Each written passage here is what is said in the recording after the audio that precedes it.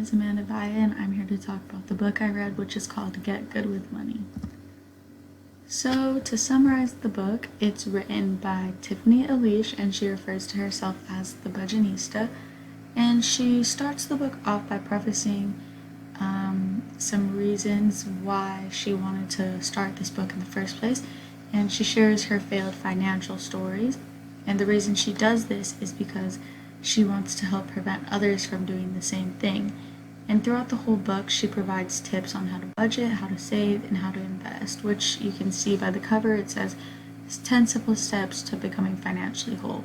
And within these 10 steps, she makes a chapter per step and goes into detail about something different every time. So much detail about every little thing, about how to create a budget plan, about how credit works, and it's really easy to understand. So, to compare the book and the video, or a video that we saw in class, the video I'm referring to is called Stop the Bleeding, and the main speaker in the video is Dave Ramsey. In the video, Dave Ramsey said to cut up your credit cards. They're not really that useful when trying to save money because you'd end up borrowing money and then fall into debt. So he only wanted us to use cash and debit. But the book, Tiffany Elish explains that credit cards are useful and helpful because they help build your credit if you pay your stuff back on time. And when you're trying to buy something more expensive, if they see you have a good credit score, your interest rate will be lower, which then helps you save money in the end. Now, the book versus the textbook, they're more similar than the video and the book because they both revolve around planning and organizing, and the textbook chapter is the one that revolves around money, obviously. So the book says that every dollar should have a job, and she wants us to create a list of the money you make and the stuff you have to buy and correlate the two so that you know where everything's going. The textbook says that long-term thinking helps financial planning, and planning helps money management.